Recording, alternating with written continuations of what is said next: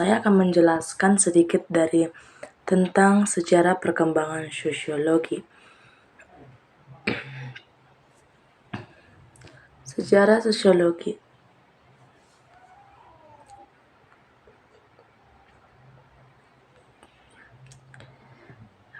Tentu saja kita dapat membantu dengan sosiologi itu seperti pengertian sosiologi pendidikan adalah bidang yang mempelajari bagaimana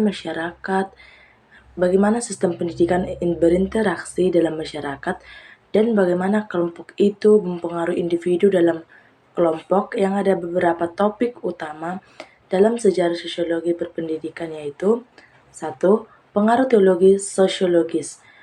Menurut Emil Durkheim, mencakup pendidikan sebagai cara memperkuat kesadaran sosial dan memperkuat kohesi sosial. Max Weber menekankan pentingnya nilai-nilai dan tujuan struktur dengan sosial pendidikan. Karl Marx memandangkan pendidikan sebagai alat untuk memperkuat dominasi kelas sosial dan memperkuat struktur sosial kapitalitas. Yaitu 2. Perubahan sosial dan pendidikan. Revolusi industri membawa perubahan besar dalam struktur sosial dan mempengaruhi sistem pendidikan, termasuk meningkatkan akses pendidikan dan perubahan dalam struktur kelas sosial. Revolusi digital bahwa perubahan dalam cara pendidikan disampaikan, termasuk menggunakan teknologi dan internet dalam proses belajar mengajar. 3. Gerakan pendidikan sosial. Gerakan pendidikan progresif mendorong pendidikannya yang lebih inklusif dan adil, serta diperlakukan dalam metode pengajaran dan kurikulum. Gerakan pendidikan untuk perempuan dalam mempromosikan kesetaraan gender dalam pendidikan dan mengatasi hambatan-hambatan yang dihadapi oleh perempuan dalam sistem pendidikan. Pendidikan dan keadilan sosial, yaitu 4. Pendidikan dan keadilan sosial. Pendidikan sebagai alat pemberdayaan, yang dimana dengan mempromosikan pendidikan sebagai sarana untuk meningkatkan mobilitas sosial dalam mengurangi ketidakkesetaraan. Pendidikan multikultural mendorong penghargaan dan menerima terhadap keberagaman budaya dan dalam bahasa dalam pendidikan. 5. Pendidikan dan globalisasi. Globalisasi pendidikan mempengaruhi standar pendidikan internasional, peningkatan kolaborasi antara negara dan pertukaran pengetahuan, yang dimana kita mengenai topik utama dalam sejarah sosial pendidikan. Kita akan membahas seperti pengaruh teori sosiologis. Pendapat Durkheim melihat pendidikan sebagai cara untuk memperkuat kesadaran sosial dan memperkuat kohesi sosial. Ia berpendapat bahwa pendidikan harus memperkuat nilai-nilai sosial dan norma-norma yang ada dalam masyarakat.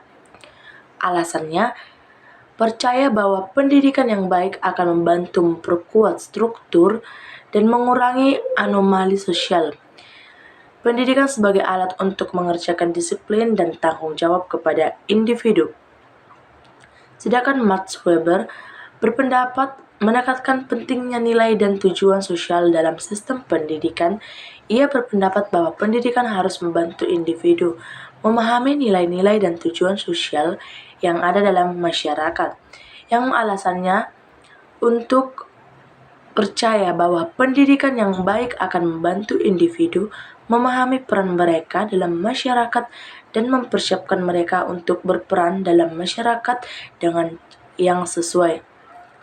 Yang begitu juga dengan pendapat Marx melihat pendidikan sebagai alat memperkuat dominasi kelas sosial untuk memperkuat struktur sosial kapitalitas. Yang itu berpendapat bahwa pendidikan yang diterima oleh individu sangat dipengaruhi oleh kelas sosial mereka, yang dimana dengan alasannya percaya bahwa pendidikan yang diterima oleh individu dari kelas sosial tertentu akan memperkuat dominasi kelas sosial, memperkuat struktur sosial kapitalitas.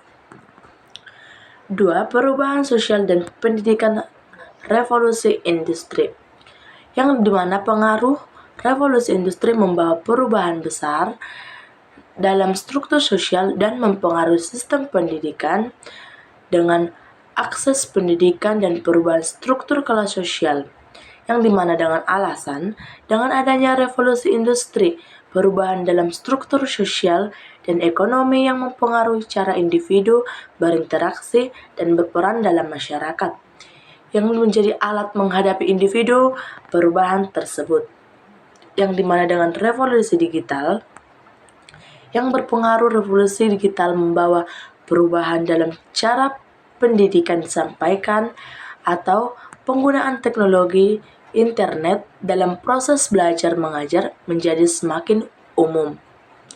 Alasannya, pendidikan dapat diakses oleh lebih banyak orang dan dapat disampaikan dengan cara yang lebih interaktif dan menarik, yang dimana dengan pembukaan peluang baru bagi individu untuk belajar dan mengembangkan keterangan mereka. Yang ketiga, gerakan pendidikan sosial, yang dimana gerakan pendidikan progresif yang tujuannya untuk mendorong pendidikan yang lebih inklusif dan adil, untuk mencangkup kurikulum untuk memastikan bahwa semua individu memiliki kesempatan yang sama untuk belajar. Alasannya yaitu bahwa pendidikan yang adil dan inklusif adalah hak setiap individu dan penting untuk menciptakan masyarakat yang lebih adil dan setara.